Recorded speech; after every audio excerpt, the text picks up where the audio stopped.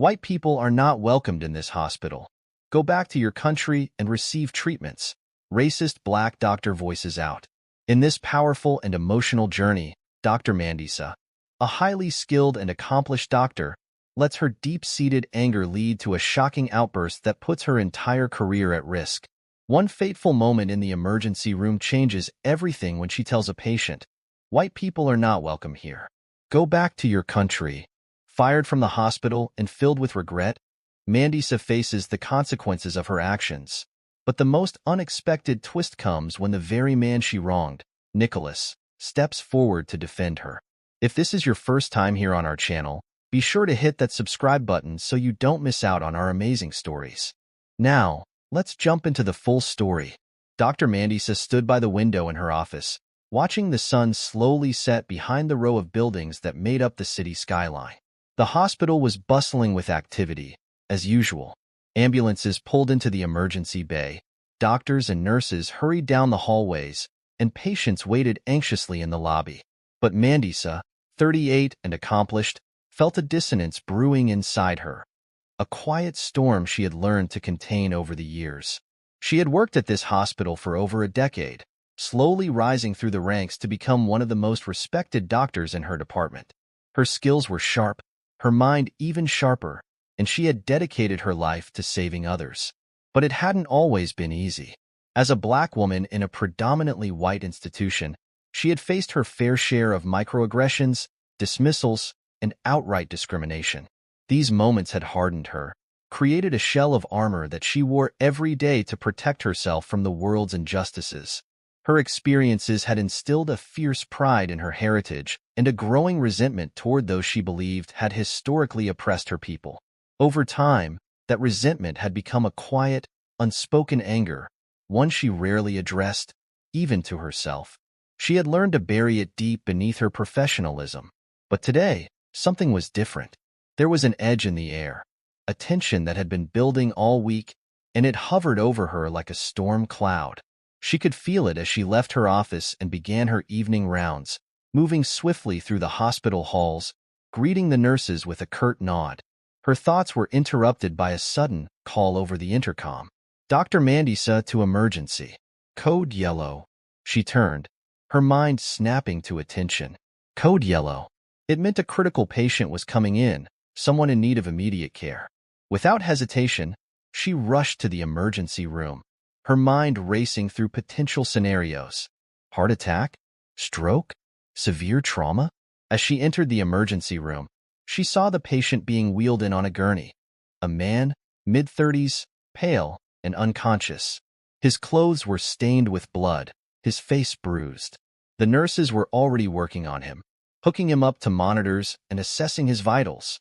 "Car accident," one of the nurses said as Mandisa approached. "He's lost a lot of blood, and there might be internal injuries." Mandisa quickly scanned the room, her eyes landing on the man's face. Something about him made her stop for a moment. His skin was pale, his features sharp and unmistakable. He was white. Instantly, a flicker of emotion surged through her, a combination of anger, frustration, and resentment. She wasn't sure why, but the sight of him lying there, vulnerable and in need, sparked something within her. It wasn't the first time she had treated a white patient, of course, but this felt different. The past few months had been difficult. Racial tensions across the country were high, with protests, debates, and a constant flood of news highlighting injustices against black people. It had all stirred up old wounds within her, ones she had thought were long healed. She found herself questioning, more and more, the dynamics of power, privilege, and who truly deserved compassion. "Doctor," one of the nurses, sensing her hesitation, called out. "We need to move quickly." Mandisa blinked, snapping back to the present. Her training kicked in, and she moved toward the gurney, assessing the man's injuries. But even as she worked, her thoughts swirled in turmoil. Why him? She thought bitterly. Why is it always someone like him who gets saved? The resentment, buried for so long, rose to the surface. As she examined the patient's chart, her emotions began to spill over. The words formed in her mind, unbidden but unstoppable. She heard herself saying, almost reflexively, "White people are not welcome here. Go back to your country for treatment. The words hung in the air, and the room fell silent. The nurses froze, staring at her in shock. Mandisa felt the heat rise to her face, but the anger was stronger than the shame. She turned sharply and left the room before anyone could respond, her heart pounding as she walked down the hallway. She knew what she had said was wrong. She knew it violated everything she stood for as a doctor, but in that moment, it didn't matter. All that mattered was the release of the emotions she had held onto for so long. As she walked back to her office, Mandisa tried to calm herself, but the damage was already done. In the span of a few seconds, she had allowed her resentment to take over, and now she would have to face the consequences. But for now, all she could feel was the anger, simmering just beneath the surface, waiting for the storm to break. Dr. Mandisa sat behind her desk, the room's silence only amplifying the turmoil brewing inside her. The adrenaline from her outburst in the emergency room was fading, but in its place came a heavy weight, a weight she couldn't quite shake. She had crossed a line, and she knew it. No matter how justified her feelings seemed in the moment, her role as a doctor meant she was supposed to rise above them. She stared blankly at the reports on her desk, her fingers tapping the surface absent-mindedly. What had she done? A soft knock on the door interrupted her thoughts. Mandisa looked up to see Evelyn, one of the senior nurses, standing hesitantly in the doorway. There was concern etched on her face, and Mandisa knew instantly that she was here about what had happened in the ER. "Doctor, can we talk?" Evelyn's voice was gentle, but there was an underlying firmness. She stepped into the room, closing the door behind her. Mandisa felt her chest tighten. She didn't want to have this conversation. Not now, not ever. But Evelyn had always been straightforward and reliable. Ignoring her was not an option. "I heard what happened earlier," Evelyn began, sitting down across from Mandisa. Her eyes searched Mandisa's face, looking for an explanation, but there was none that Mandisa could give. "Is everything okay with you?" Mandisa exhaled slowly, leaning back in her chair. She knew Evelyn wasn't asking about the words she had spoken, but rather about the storm that had been brewing inside her for months. "I'm fine," she said, her voice clipped and defensive. "It was a mistake." "A mistake," Evelyn repeated, her tone neutral. "But it's more than that, isn't it? We've all been feeling the pressure lately. The protests, the news. It's been hard on all of us." Mandisa's eyes flashed with a mixture of anger and frustration. She didn't want to be placated or pitted. "It's not just pressure, Evelyn," she snapped. "It's years, decades, of this system, this world, treating people like me as less than. People like him always get a pass. And we're just supposed to be professional, to rise above it, to keep doing our jobs." Evelyn sat in silence for a moment, absorbing Mandisa's words. She nodded slowly, as if understanding the deeper pain behind the outburst. "You're right," she said softly. "But this isn't the way." Mandisa's defenses crumbled, if only for a second. She knew Evelyn was right, and a part of her hated it. But the weight of everything, her experiences, her anger, the injustice, felt overwhelming. She pressed her hands to her temples, willing herself to calm down. "I know," she muttered.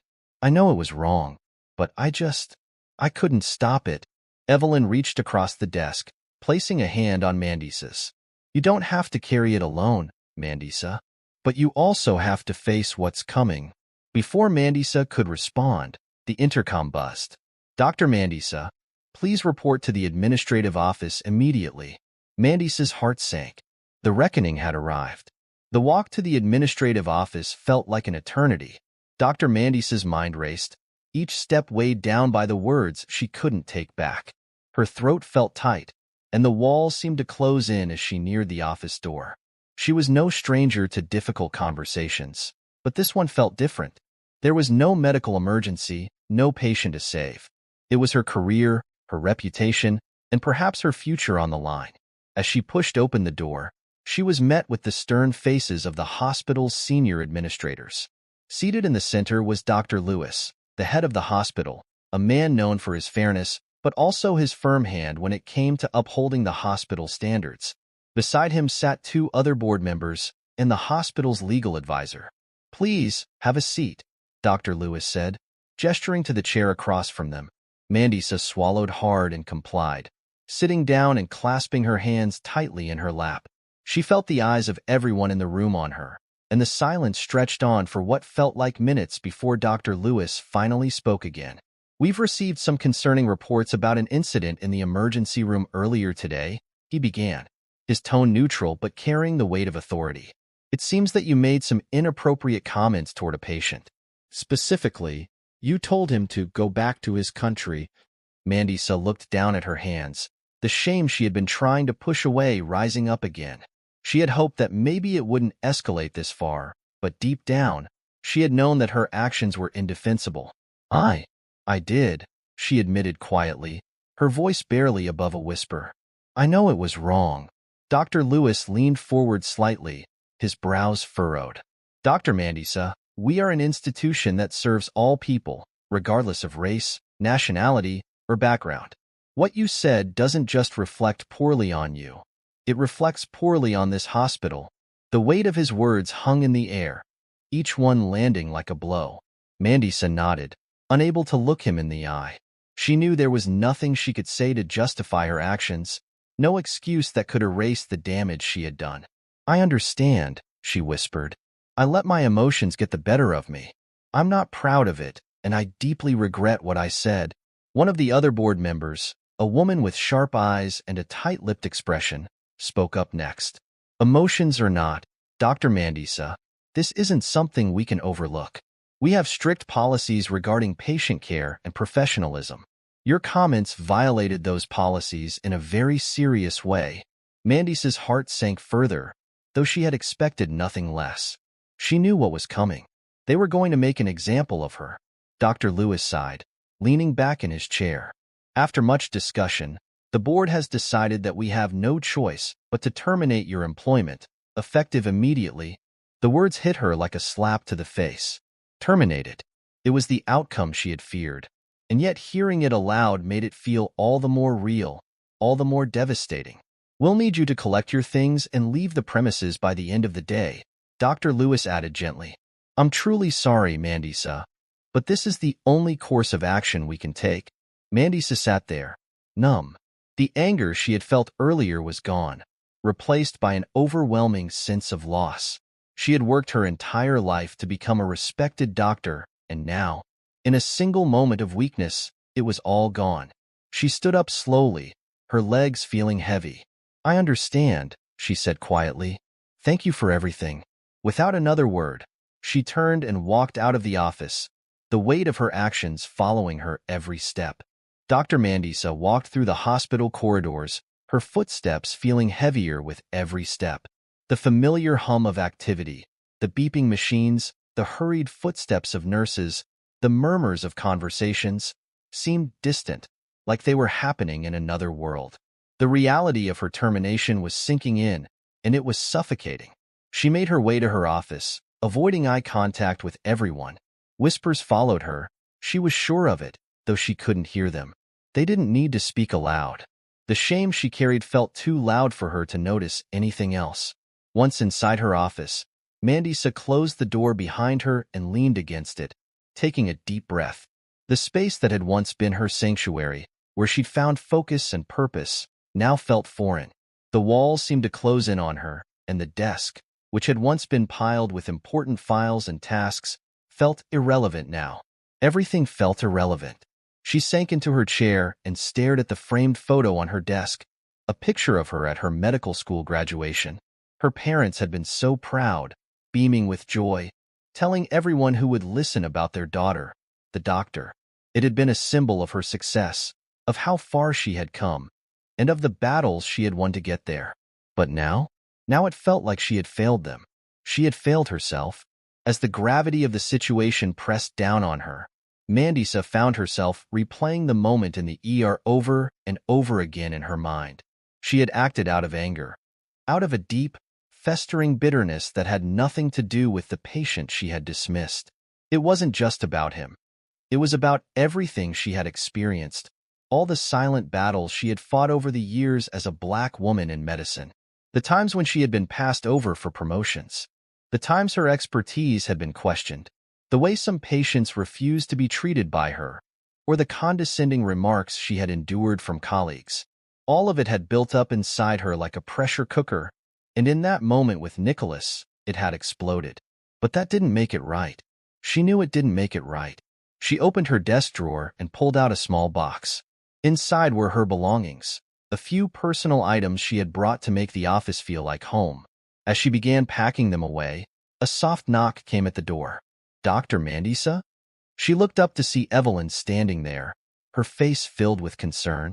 "I heard what happened," Evelyn said quietly, stepping inside and closing the door behind her.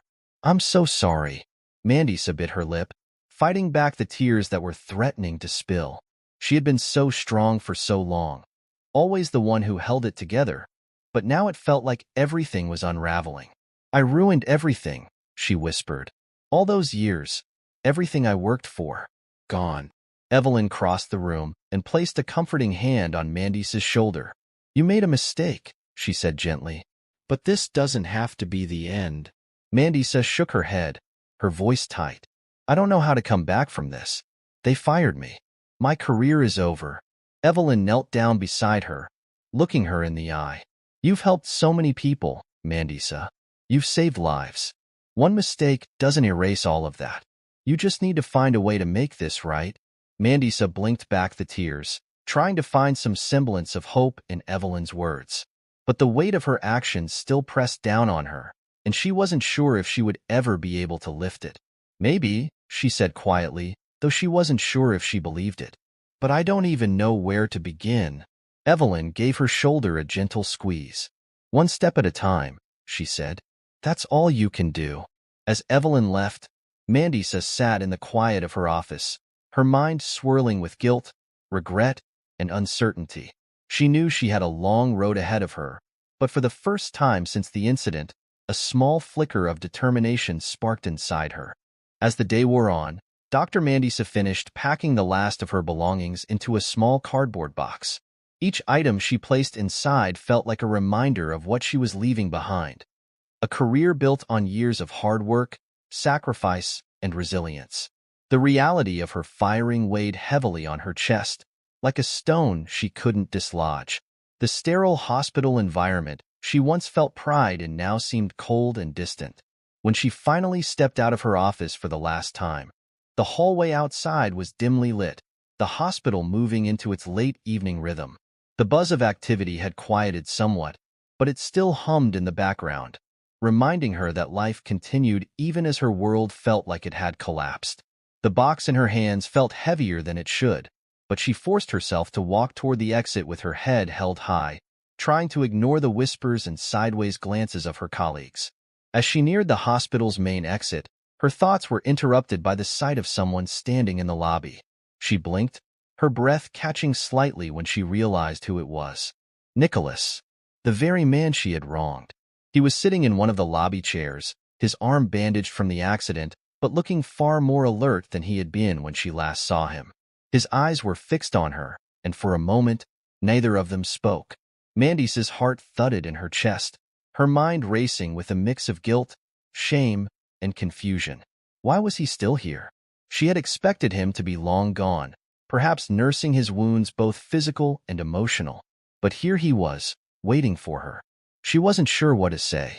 What could she possibly say after the cruel words she had thrown at him? Nicholas stood up slowly, walking toward her with a calm, steady gaze. Mandisa's fingers tightened around the edge of the box she was holding.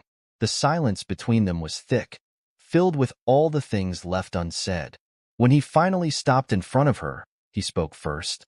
"Dr. Mandisa," he said quietly, his voice gentle but firm, "I came to find you." Mandisa's breath hitched slightly. She had expected anger, perhaps even hostility, but his tone held neither. She blinked, unsure of how to respond. "Why?" was all she could manage. Nicholas looked at her with an intensity that made her stomach twist. "I heard what happened," he said, glancing at the box in her hands as if to confirm the obvious.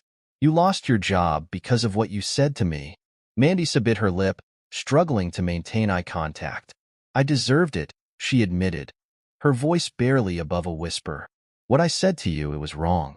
I let my emotions take over, and I crossed a line I never should have crossed. Nicholas nodded slowly, his gaze never leaving hers. You did, he agreed. But I don't think ruining your life is the solution. Mandisa blinked, confused by his words. She had expected him to hold a grudge, to want nothing more than to see her punished for her behavior. But here he was, standing in front of her, offering something she hadn't anticipated. Understanding. I spoke to the hospital administration, Nicholas continued. I told them I didn't want you fired. I asked them to reconsider. Mandisa's eyes widened, her heart pounding in her chest. Why would you do that? She asked, her voice trembling with disbelief. After what I said to you, Nicholas sighed, running a hand through his hair. Because I don't think hatred or anger is the answer, he said softly. I don't know what made you say those things, but I know that people are more than their worst moments. You're a doctor. You've dedicated your life to helping people. I don't want one mistake to define you. Tears welled up in Mandisa's eyes, her chest tight with emotion. She hadn't expected this. She hadn't expected forgiveness, let alone mercy, from the very person she had wronged. For the first time since the incident, the burden of her guilt began to ease, even if only slightly. Thank you, she whispered, her voice breaking. I don't know what to say. You don't have to say anything right now, Nicholas replied gently. But I believe in second chances. We all need them sometimes. As Mandisa stood there, the weight of the moment settled over her. Nicholas had offered her something she hadn't been able to give herself, the possibility of redemption. Dr. Mandisa stood frozen, her emotions swirling. Forgiveness. She hadn't expected it, let alone from Nicholas. The shame she carried for her outburst in the ER had weighed her down. But now, this unexpected act of kindness chipped away at her guilt. She blinked rapidly, trying to compose herself as she took in the magnitude of Nicholas's words. Nicholas waited patiently for her response, his expression calm but earnest. I don't know why you said what you did, Dr. Mandisa, he said, his voice soft yet steady. But I've been through enough to know that holding on to resentment doesn't help anyone. I've seen what hatred can do to people. It consumes them, blinds them. I don't want that for you. His words cut through her like a knife, forcing Mandisa to confront the truth she had been avoiding for so long. She had let her own bitterness fester, clouding her judgment. The very thing she despised, anger, prejudice, had somehow taken root inside her, and she hadn't even realized it until it was too late. Mandisa looked down at the box in her hands, the weight of her belongings feeling almost symbolic. She had spent so many years building her career, building her reputation, and in one careless moment, she had nearly thrown it all away. But now, here was Nicholas, offering her a chance to rebuild, to undo the damage she had done. I don't know if I deserve forgiveness, she admitted quietly, her voice barely above a whisper. I let my anger get the best of me, and I hurt you. I don't know if I can fix what I did. Nicholas took a step closer, his gaze steady and sincere. It's not about deserving, he said. None of us are perfect. We all make mistakes, say things we regret. What matters is how we move forward from those moments. You've dedicated your life to healing others, Dr. Mandisa. Now, maybe it's time to start healing yourself. His words hit her deeply, and for the first time in days, Mandisa felt a flicker of hope. Maybe, just maybe, she could find a way to move forward. But the guilt still lingered, a reminder of the harm she had caused. Thank you, Mandisa said softly, her voice cracking with emotion. I don't know what I did to deserve your kindness, but I'll never forget this. You've given me something I wasn't sure I'd ever have again, a chance. Nicholas offered her a small, understanding smile. Everyone deserves a chance, he replied. I've seen enough to know that holding on to anger only poisons your own soul. You're not a bad person, Dr. Mandisa. You just made a mistake. For a moment, they stood in silence, the weight of the conversation settling between them. Mandisa felt a sense of relief, as if a heavy burden had been lifted off her shoulders. But there was still so much to process, so much to repair. Within herself and within the relationships she had damaged. Do you think the hospital will reconsider?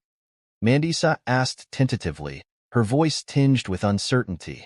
She knew the gravity of her actions, and while Nicholas's forgiveness meant the world to her, she wasn't sure if it would be enough to change the administration's decision.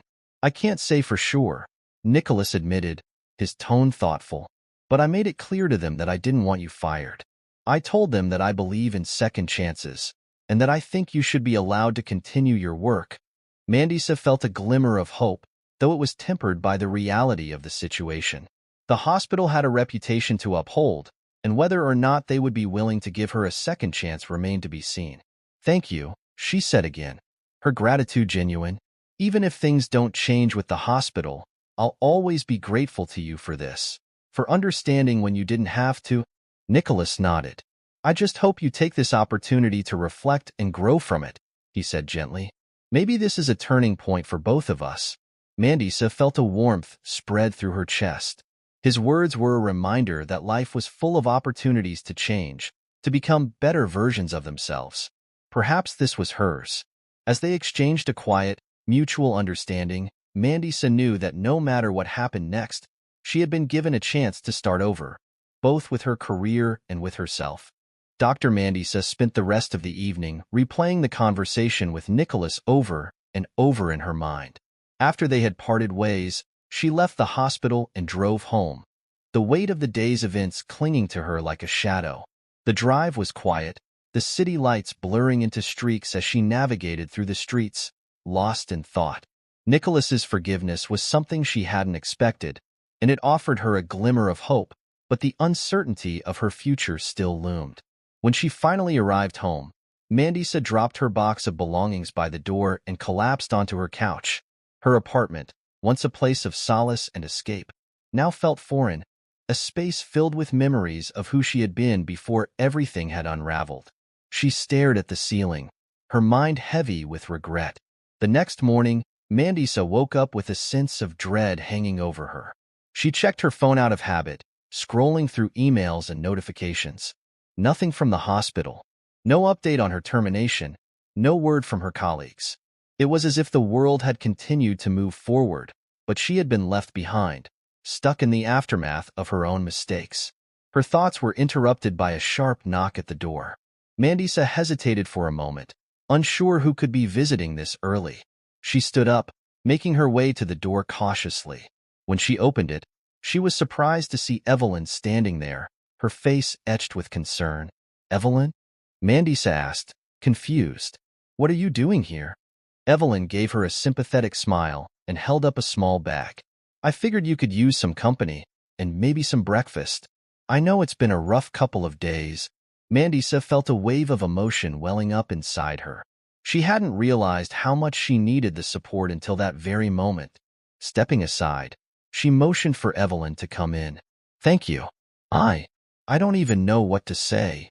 "You don't have to say anything," Evelyn replied as she entered, setting the bag of food on the kitchen counter. "I just thought you could use a friend right now." Mandisa nodded, feeling the weight of the past few days bearing down on her. "I don't even know where to begin, Evelyn.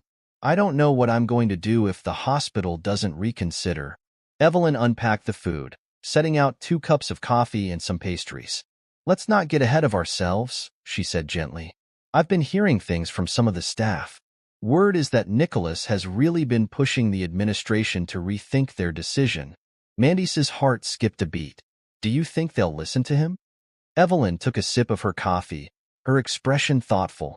"Honestly, I don't know. But I do know that Nicholas's actions have gotten people talking. It's not often you see someone go out of their way to defend the person who wronged them. It's making people think." Mandisa sat down across from her, the coffee cup warming her hands. She didn't know what to make of it all.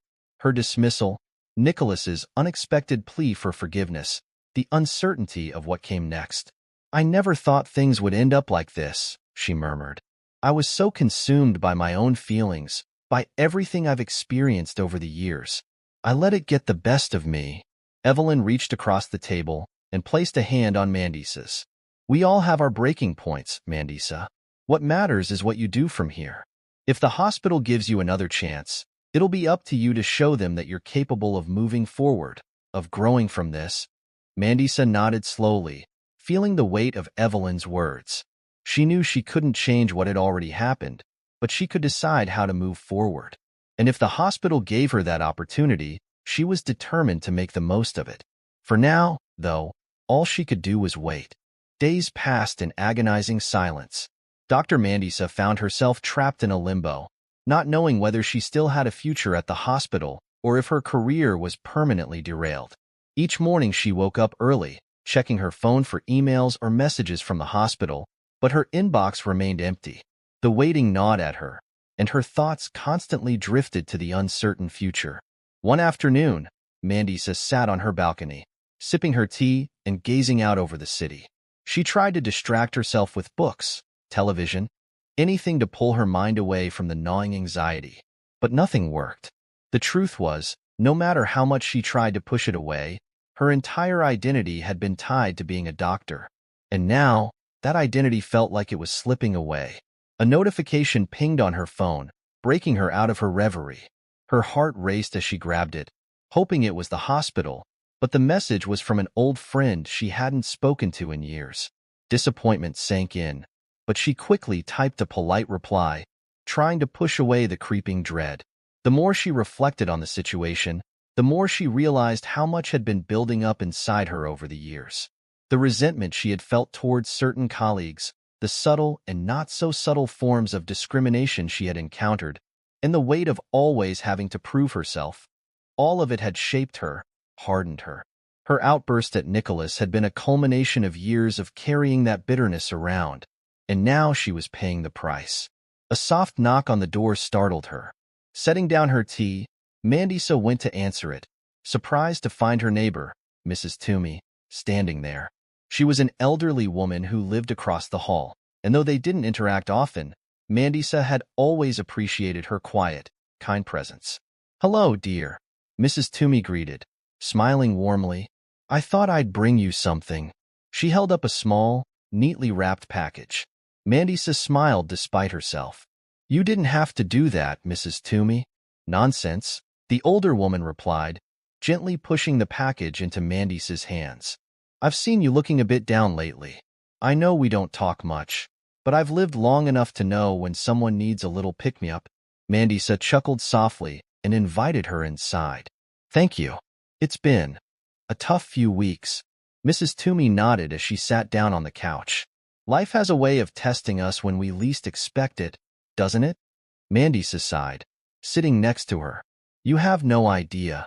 "Try me," Mrs. Toomey said with a knowing smile. Before she realized it, Mandisa found herself opening up, sharing the story of her outburst at the hospital, the termination, and the guilt that had been eating away at her since. As she spoke, the weight in her chest seemed to lift slightly. There was something comforting about confiding in someone who wasn't directly involved, someone who didn't know her as Dr. Mandisa, but simply as Mandisa. When she finished, Mrs. Toomey was quiet for a moment, processing everything. Then she spoke with the calm wisdom of someone who had seen much of life's ups and downs. "It's not easy to face your mistakes," she said softly, "but you've already done that. You recognized where you went wrong, and now you're waiting for others to decide your fate. That's the hard part, the waiting. But you know, sometimes when we're forced to wait, we learn the most about ourselves." Mandisa stared at her, feeling the truth in those words. She had been so focused on her career, so driven to prove herself, that she hadn't stopped to truly reflect on who she was beyond the walls of the hospital. "You're right," Mandisa admitted quietly. "It's just hard. I don't know if they'll give me a second chance." "And if they don't?"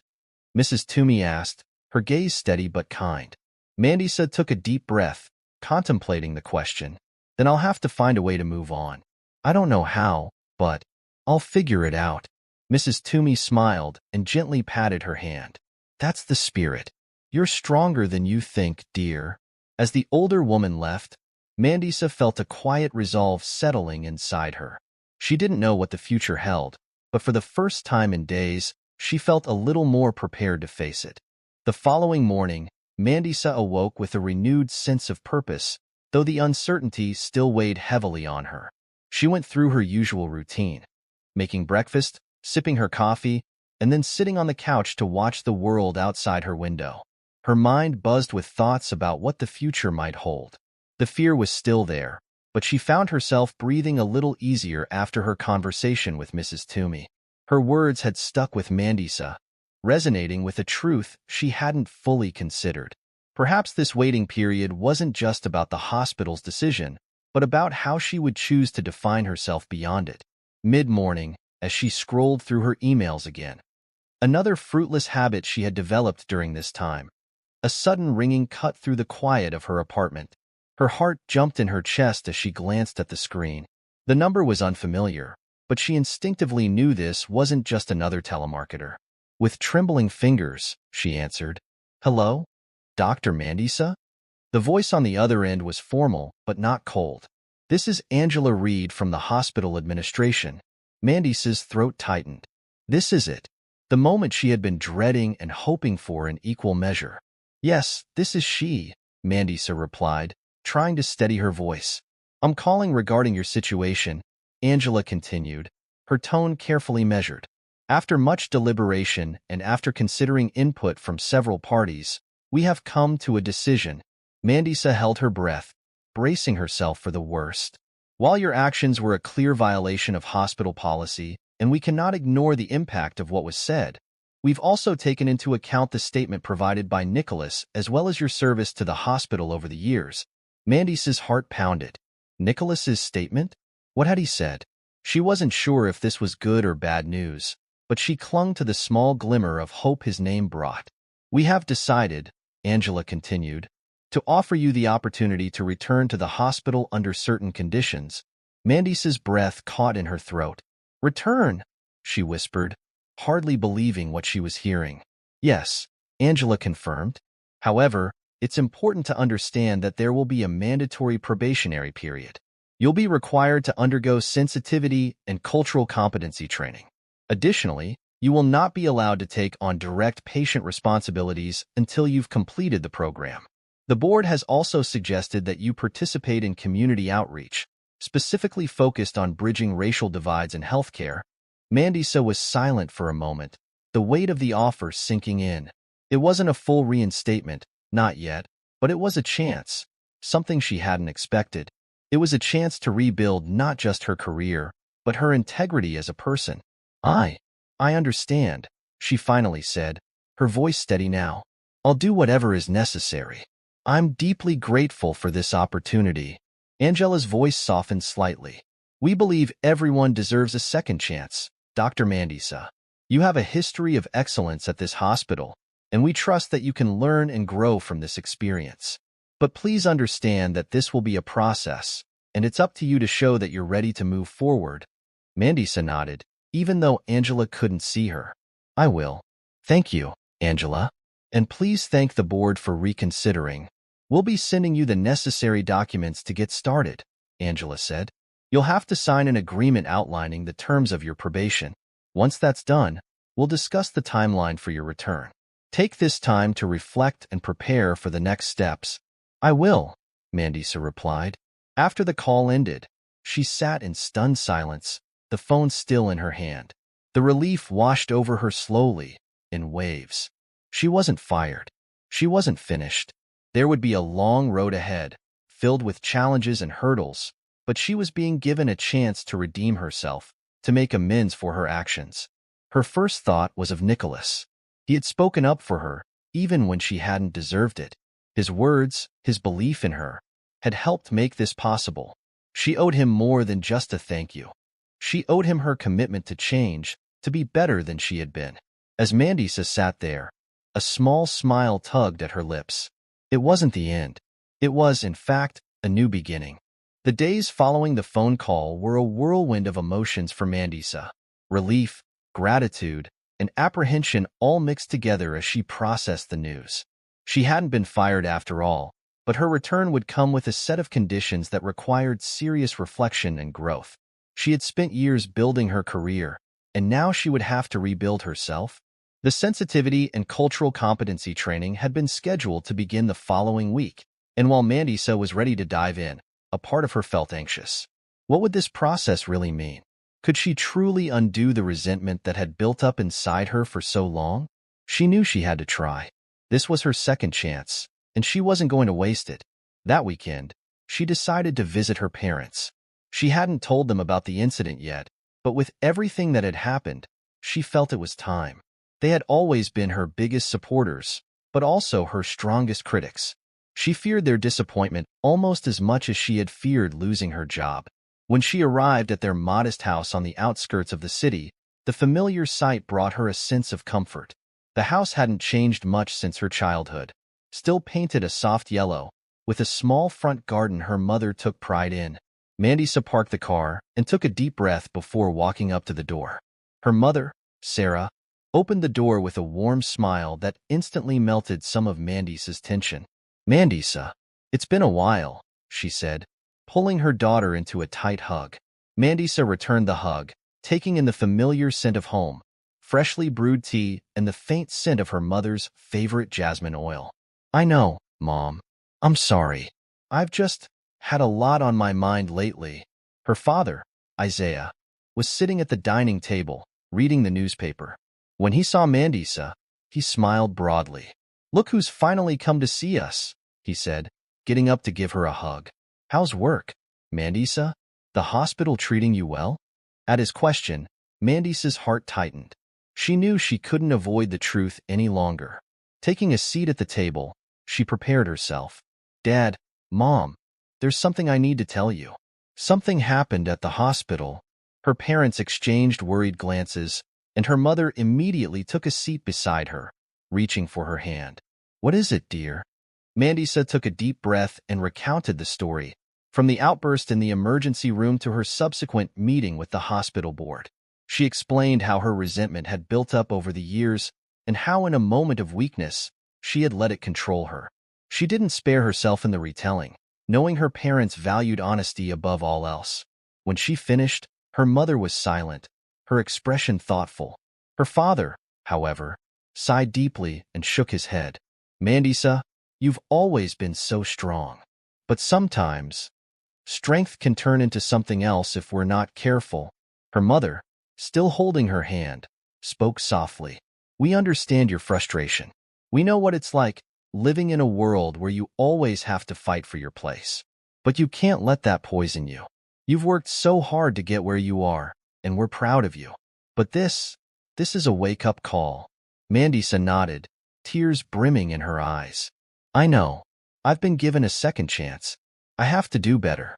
I will do better." Her mother squeezed her hand. "You've always been a fighter, Mandisa, but now you need to fight for yourself. Not against the world, but for the person you want to be." Her father nodded in agreement. "We believe in you, Mandisa. This isn't the end. It's a chance to learn and grow. Just remember, you're not alone in this." The rest of the afternoon passed with lighter conversation, but the words of her parents stayed with her. Their support, though tinged with disappointment, was firm. They had faith in her ability to turn things around, and for the first time in a long time, Mandisa felt hopeful about the future. As she drove back to her apartment later that evening, Mandisa realized that the path ahead wouldn't be easy. But she wasn't afraid anymore. She had a second chance, and she wasn't going to waste it. The day of Mandisa's first sensitivity and cultural competency training arrived faster than she anticipated. As she walked into the building where the sessions would take place, her stomach churned with a mixture of nervousness and anticipation. She had always been the one in control, the one with the answers. Now, she was the one who had to learn, to be humbled, to face parts of herself she had long ignored. The room was modest, set up with a circle of chairs and a whiteboard at the front. A few other participants were already seated, and Mandisa quietly joined them, feeling the weight of what was about to begin. Her thoughts raced. How would she be received? Would the instructor judge her, knowing the reason she was here?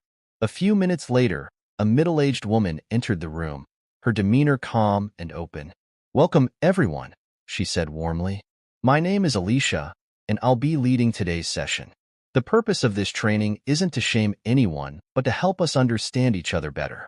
We all have biases. What matters is that we work to overcome them." Mandisa exhaled, feeling slightly more at ease. This isn't a punishment, she reminded herself. This is a chance to grow. As the session began, Alicia guided the group through discussions about personal experiences, privilege, and the complexities of prejudice. Mandisa found herself listening more than speaking, absorbing the stories shared by others. The conversation shifted her perspective, helping her see that she wasn't alone in her struggles with bias. By the end of the session, Mandisa realized that this was just the beginning. The real work would come in how she applied these lessons to her life moving forward. As the weeks of training continued, Mandisa found herself reflecting deeply on her own biases, especially the ones she had long kept hidden. Each session forced her to confront uncomfortable truths about herself. It wasn't easy. Every conversation felt like peeling back layers she hadn't realized were there, exposing vulnerabilities she had tried to ignore. One afternoon, Alicia introduced an exercise that particularly struck Mandisa. "I want each of you to think about a time when you felt marginalized or misunderstood," Alicia explained. "Then, think about a time when you might have made someone else feel the same way." Mandisa sat in silence, her mind racing. She had spent so much of her life feeling marginalized, by colleagues who doubted her capabilities because of her race and gender, by patients who sometimes refused to be treated by her. But now, as she thought about it from the other side, she realized that in that moment with Nicholas, she had done exactly what had been done to her. She had marginalized him, reducing him to nothing more than his skin color and her assumptions about him. A wave of guilt washed over her. She had become what she despised. As the session ended, Mandisa lingered, deep in thought. She realized that this wasn't just about her career. It was about the kind of person she wanted to be. She had a choice to make. Would she allow her past pain to continue shaping her actions, or would she take this opportunity to become someone better? Walking out of the building that day, Mandisa knew one thing for sure. She was committed to change, no matter how difficult the journey ahead might be. After weeks of training and self-reflection, Mandisa knew there was one more step she needed to take. She needed to speak with Nicholas, not just to thank him for what he had done, but to truly apologize. It wasn't enough that he had forgiven her. She needed to express her own remorse in person. She had avoided reaching out until now, unsure of how to begin such a conversation. But today, she felt ready. She found Nicholas's contact information in the hospital's directory and hesitated for a moment before dialing the number. Her heart raced as she listened to the phone ring. "Hello?" Nicholas's voice on the other end was calm, yet curious. "Nicholas, it's Dr. Mandisa," she began, her voice steady but carrying the weight of her emotions. "I've been wanting to speak with you, to properly apologize for what I said to you. I know you've already forgiven me, but I need you to understand that I deeply regret how I treated you." There was a brief pause on the other end. "I appreciate that, Dr. Mandisa," Nicholas replied. "I've moved past it, but I respect that you want to make things right." Mandisa exhaled, feeling a mix of relief and humility. "Thank you for giving me a second chance, both with the hospital and with myself. I didn't deserve your kindness, but it's given me the opportunity to reflect on how I can be better." Nicholas's voice softened. "We're all human. We all make mistakes. I'm just glad you're taking the time to grow from this." They spoke for a few more minutes, and by the end of the conversation, Mandisa felt lighter, as though a burden had finally been lifted. This was the closure she hadn't realized she needed. With the weight of her conversation with Nicholas lifted, Mandisa felt a sense of clarity she hadn't experienced in months. She was ready to return to the hospital, not just as a doctor, but as someone committed to rebuilding the trust she had broken. The road ahead would be challenging. She knew that her colleagues and the hospital administration would be watching her closely, but she was determined to prove that she had changed. Her first day back was marked with nervous energy. She walked through the familiar halls, feeling the eyes of some of her co-workers on her. Whispers of her return floated through the air, and though no one directly confronted her, she could sense the curiosity, the judgment. It stung, but she reminded herself of the steps she had taken to get here. As part of her probation, Mandisa wasn't allowed to interact with patients just yet. Instead, she was assigned to research and administrative duties while continuing her sensitivity training. This was humbling for someone who had spent years in the fast-paced world of emergency medicine, but Mandisa embraced it. She saw it as an opportunity to rebuild herself from the ground up, focusing on the core of what it meant to be a healer. At lunchtime, she passed by the break room and caught the eye of Evelyn, the nurse who had always been a confidant. Evelyn smiled warmly, walking over to her. "Welcome back, Mandisa," she said, her voice genuine. "I know things have been tough, but I believe in you. You've got this." Mandisa smiled, her heart swelling with gratitude. "Thank you, Evelyn. I'm ready to start over, no matter how long it takes." And for the first time in a long time, she truly believed it. A few weeks into her probation, Mandisa found herself slowly settling back into the rhythm of the hospital. Though she was still on administrative duties, she had begun to reconnect with her colleagues. Some were distant, keeping conversations brief, while others, like Evelyn, welcomed her back with open hearts. Mandisa was learning to accept that rebuilding relationships would take time. One afternoon, as she worked on a report, Dr. Lewis, the head of the hospital, stopped by her office. His presence still made her nervous, but she greeted him with a respectful nod. "Mandisa, I've been keeping an eye on your progress," he began, his tone neutral. "It seems you're making positive steps. We've decided to allow you to observe patient care again, starting next week." Mandisa's heart leapt. Observing patient care was a step closer to being fully reinstated as a practicing doctor. She smiled, grateful for the opportunity. "Thank you, Dr. Lewis. I won't let you down." Dr. Lewis gave a brief nod. "I hope not. Remember, this isn't just about skills. It's about showing that you've grown from this experience. Take it seriously." "I will," Mandisa promised, her resolve firm. The following week, Mandisa stood at the edge of the emergency room, observing the chaos of medical emergencies unfold before her. It was a familiar world, one she had missed deeply. She watched as doctors and nurses worked together to save lives. And though she wasn't allowed to participate directly, she felt a sense of purpose stirring within her again. This was her world, one she would fight to be part of again. She was determined to show that she wasn't the same person who had made that terrible mistake. This was her second chance, and she would prove she deserved it. The day had finally come. Mandisa, dressed in her scrubs, stood quietly in the corner of the emergency room, observing the flow of activity around her. It was her first day back observing patient care since the incident, and though she wasn't directly involved, the familiar hum of the ER filled her with a mix of excitement and trepidation. She had always thrived in this environment, the adrenaline, the urgency of saving lives. But now, it felt different. She was more cautious, more thoughtful.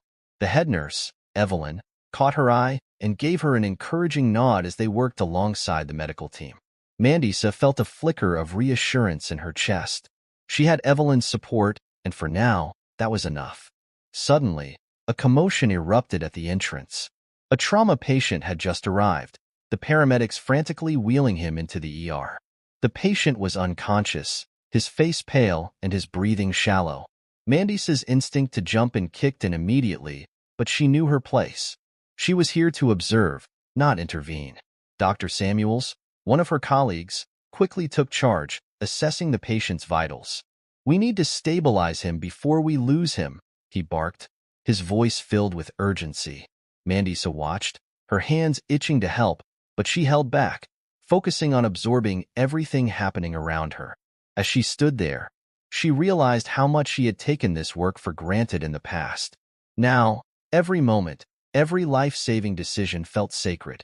This was where she belonged, and if she ever had the chance to return fully, she knew she would approach it with a newfound sense of humility and responsibility. For now, watching from the sidelines was enough. Redemption was a journey, and Mandisa was just beginning. As the days turned into weeks, Mandisa grew more accustomed to her role as an observer in the emergency room. Each day tested her patience and resolve. She longed to use her hands, to act instead of just watch, but she knew this was part of her journey back. Every step mattered, and rushing it would only risk her future in the hospital. One afternoon, during a particularly busy shift, a young girl was brought in with severe asthma. The room buzzed with urgency as the medical team worked to stabilize her. Mandisa stood back, her heart racing as she silently observed the efforts to save the child. The girl's mother, panicked and tearful, hovered nearby, pleading for help. As the situation grew more critical, one of the junior doctors seemed to falter, hesitating over the correct dosage for the girl's medication. Mandisa's instinct screamed at her to step in, to guide him. She knew exactly what needed to be done. Her experience in handling such emergencies was extensive, but she also knew that her role for now was to observe, not interfere. For a moment, the room seemed to hang in the balance.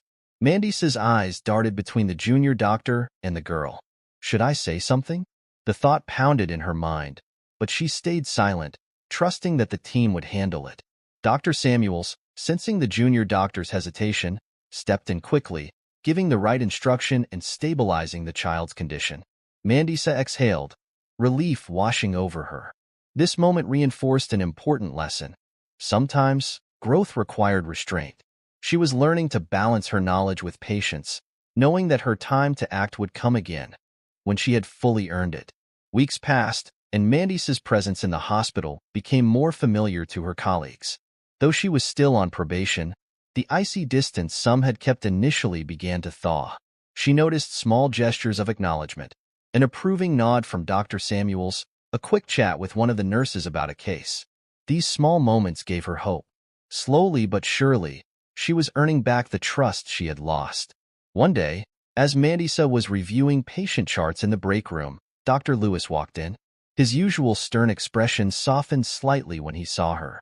"Mandisa," he said, taking a seat across from her. "I've been watching your progress." Mandisa tensed, unsure of where this conversation would lead. She had been careful, doing everything by the book, but she knew Dr. Lewis held the key to her full reinstatement. "I have to say," he continued, "you've been handling things well.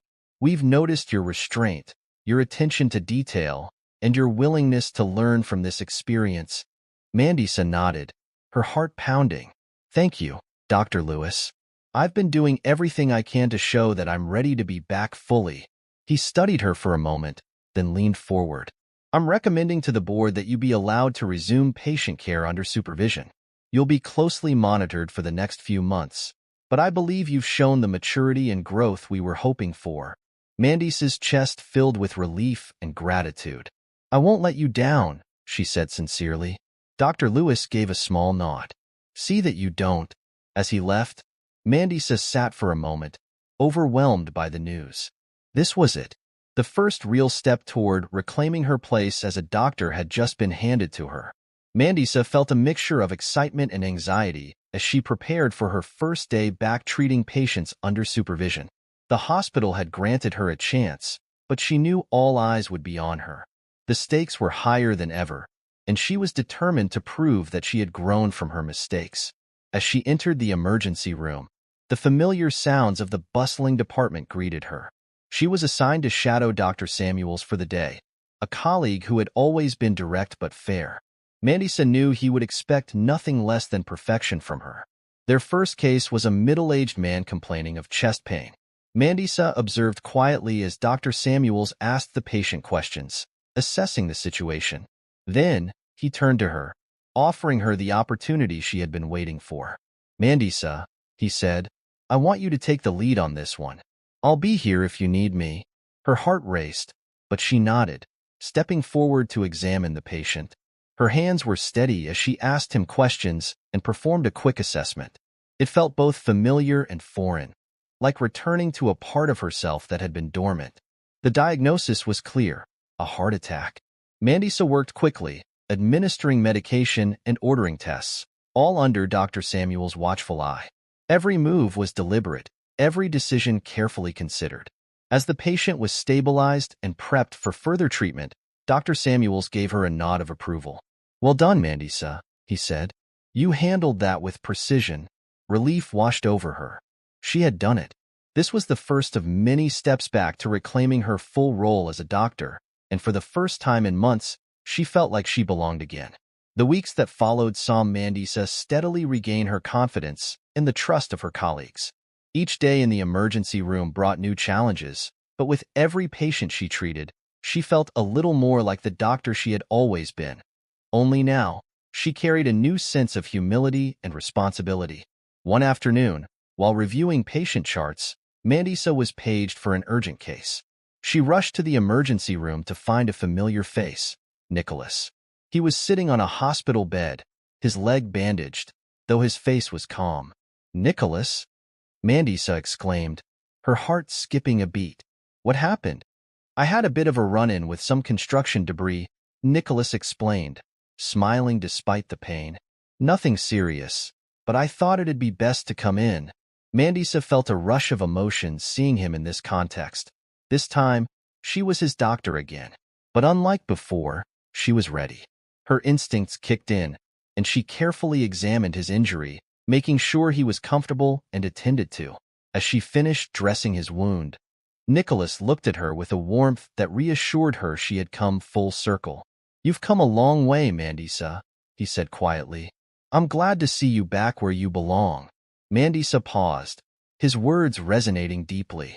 I owe you a lot, she replied. You gave me the chance to be here, to make things right. Nicholas shook his head. You earned it. You put in the work. As she finished his treatment, Mandisa realized that her journey wasn't just about returning to the hospital. It was about becoming a better version of herself. She had learned, grown, and reclaimed her purpose. And this time, she knew she wouldn't lose it again. Thank you for following this story. Let me know if you'd like anything else.